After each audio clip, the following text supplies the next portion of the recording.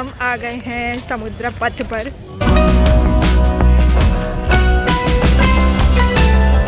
देखते हैं अभी हमें लेज़र शो की टिकट मिलती है या नहीं।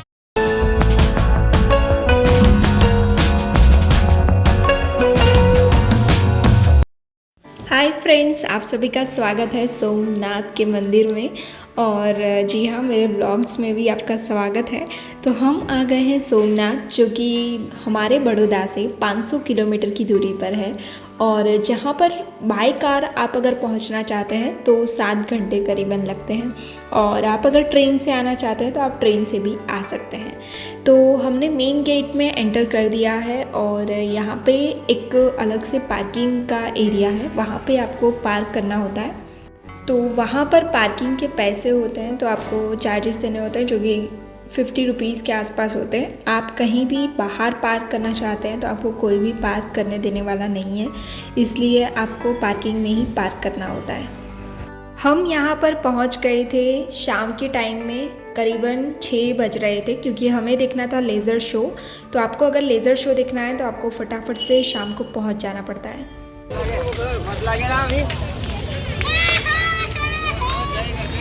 जय सोमनाथ, हम आ गए हैं सोमनाथ, और अब हम दर्शन करेंगे। हर हर महादेव, हर हर महादेव। देखते हैं अभी हमें लेज़र शो की टिकट मिलती है या नहीं। तो चलिए चलते हैं जल्दी जल्दी।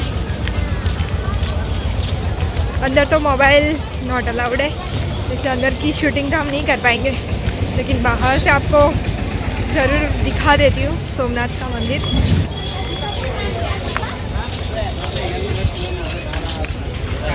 तो लेज़र शो की जो टिकट है वो 6 बजे से 7 बजे तक ही मिलती है शाम के। तो अगर आप लेज़र शो देखना चाहते हैं तो आपको फटाफट से पहुंचना पड़ेगा, क्योंकि लेज़र शो 8 बजे स्टार्ट होता है और उसकी टिकट 6 से 7 बजे के बीच में ही मिलती है। तो हम भी टाइम पर ही पहुंच गए थे और हमें भी टिकट तो मिल गई थी। तो सबसे पहले हमने जाकर फटाफट से दर्शन कर लिए और उसके बाद हमने टिकट खरीदी थी।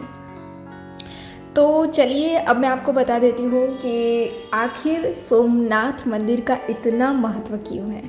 तो सबसे पहले तो वो 12 ज्योतिर्लिंगों में से एक ज्योतिर्लिंग है, और सबसे पहला जो ज्योतिर्लिंग है वो सोमनाथ ज्योतिर्लिंग है। लेज़र शो जो होता है वो 8 से 9 बजे के बीच में चलता है, यानी कि 1 घंटे तक चलता है। उसके बाद आपको छुट्टी मिलती है। तो उसके बाद हम ढूंढने आ गए थे होटल, और सभी होटल्स फुल हो चुके थे, और हमने फिर भी थोड़ा सा हमें दूर जाना पड़ा सोमनाथ टेम्पल से, और फिर वहाँ पे हमने होटल ली थी। तो आपको अगर कहीं जाना हो सोमनाथ में तो आप पहले से प्री बुक कर लें तो आपको ज़्यादा अच्छा रहेगा। क्या आपको पता है कि सोमनाथ मंदिर का नाम सोमनाथ क्यों पड़ा था? तो चलिए जानते हैं। सबसे पहले तो मैं आपको बता देती हूँ कि जो सोमनाथ है, सोम का मतलब चंद्रमा है, यानी कि जो चंदा मामा है वो, और नाथ का मतलब तो आप सभी को पता है, तो वो उस हिसाब से सोमनाथ पड़ा है। लेकिन उनके नाम से क्यों रखा, चंदा मामा के नाम से क्यों ऐसा रखा है? तो मैं आपको बताती हूँ कि प्रजापति जो दक्ष थे उनकी 27 बेटियाँ थी, और उन सभी की शादी चंद्रमा से हुई थी। और चंद्रमा जो थे वो सिर्फ एक ही बेटी से प्रेम करते थे, जिनका नाम था रोहिणी। सुबह में हमने क्या किया कि उठकर मंदिर में दर्शन कर लिए, और उसके बाद यहाँ पे जो समुद्र पथ था वहाँ पे हम आ गए थे। तो वहाँ के लिए आपको टिकट लेनी पड़ती है, जो कि मिनिमल चार्जेस होते हैं 5 रुपये। वो टिकट लेकर ही आपको अंदर जाने देते हैं। तो हम भी चले गए थे टिकट लेकर अंदर, और वहाँ पे समुद्र के नज़ारे काफ़ी अच्छे दिखते हैं, आपको वीडियो में आगे ज़रूर दिखेंगे। तो चलिए बने रहते हैं हमारी कहानी के साथ कि क्या हुआ था आखिर चंद्रमा के साथ। तो चंद्रमा जो है वो रोहिणी से ही प्रेम करते थे। तो जो दूसरी बेटियां थी वो नाराज़ हो गई थी, और नाराज़ होकर वो अपने पिता के पास जाती है, यानी कि प्रजापति दक्ष के पास जाती है कि हमारे साथ ऐसा हो रहा है। तो प्रजापति दक्ष है वो चंद्रमा को समझाते हैं कि ऐसा मत करो, कई बार समझाते हैं, लेकिन चंद्रमा समझते नहीं हैं। और आपको मैं बता दूं कि यहाँ पे आप साइकिलिंग भी कर सकते हैं। क्या हाँ तो नीरव, आपको क्या लगा? क्या लगा? अच्छा, यहाँ पे महाकाली शरबत नाम की दुकान आई, तो नीरव को लगा कि महाकाली से उसर है। मिसिंग बड़ौदा।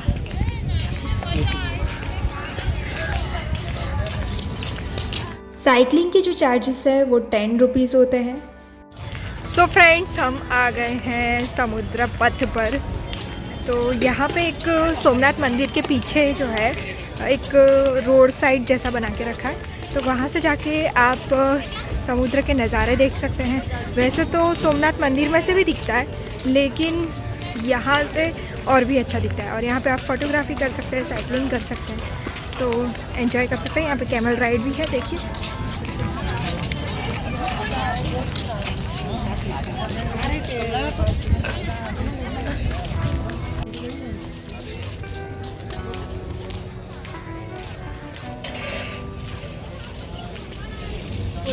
समुद्र के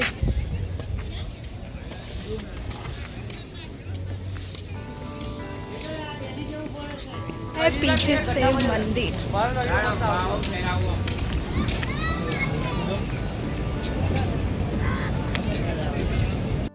तो बहुत ही तेज़ समुद्र की आवाज़ आ रही है, समुद्र के पानी की आवाज़ आ रही है, और यहाँ से आप मंदिर बहुत ही करीब से देख सकते हैं। उसके बाद क्या होता है कि प्रजापति दक्ष को तो बहुत गुस्सा आता है कि इनको इतनी बार समझाया है तो भी इनको समझ नहीं आ रहा है। तो प्रजापति दक्ष जो है गुस्से में चंद्रमा को श्राप दे देते हैं, जो कि होता है क्षय होने का श्राप। और इसकी वजह से चंद्रमा बहुत दुखी हो जाते हैं और पृथ्वी पर भी बहुत दिक्कतें आने लग जाती है। यहाँ पर समुद्र की लहरें उठ रही है, आपको दिख रही है क्या? ध्यान से देखने पर ज़रूर दिखेगी, ध्यान से देखिए। तो उसके बाद क्या होता है, जो प्रजापति दक्ष है उनको श्राप दे देते हैं, पृथ्वी पर बहुत दिक्कतें आने लग जाती है, चंद्रमा दुखी हो जाता है। तो चंद्रमा जो है वो सभी देवी देवताओं के पास जाते हैं, तो उन्हें वो सॉल्यूशन मिलता है कि आप भगवान शंकर की भक्ति करें और उनसे वरदान मांगे। तो चंद्रमा भगवान शंकर की भक्ति करते हैं, तपस्या करते हैं, और फिर भगवान शंकर जो है वो प्रसन्न हो जाते हैं। तो प्रसन्न होकर वे वरदान मांगने को कहते हैं। तो चंद्रमा जो है वो उनकी सारी बात बताते हैं, और फिर भगवान शिव जी जो है वो बोलते हैं कि मुझे तो प्रजापति दक्ष की बात भी रखनी पड़ेगी। तो उनकी बात रखने के लिए वो चंदा मामा को इस तरह का श्राप देते हैं कि 15 दिन तुम्हारा क्षय होगा और 15 दिन तुम्हारी वृद्धि होगी। तो इस वजह से सभी लोग खुश हो जाते हैं, चंदा मामा भी बहुत खुश हो जाते हैं। और फिर चंद्रमा जो है वो भगवान शिव और पार्वती जी को यहाँ पर आने के लिए बोलते हैं, यहाँ पर साक्षात आने के लिए बोलते हैं। तो वो साक्षात आते हैं, और उसके बाद चंद्रमा जो है वो यहाँ पर मंदिर बनाते हैं। तो यहीं पे चंद्रमा ने तपस्या की थी, और इसलिए ये मंदिर इतना इम्पॉर्टेंट है इसी जगह पर। तो यहाँ पे मंदिर आपको इतना नज़दीक से देखने मिलेगा। ये मिलते हैं नेक्स्ट वीडियो में, तब तक के लिए बने रहिए। आप भी आइए सोमनाथ और दर्शन कीजिए ज्योतिर्लिंग के। चलिए मिलते हैं नेक्स्ट वीडियो में, तब तक के लिए बाय बाय।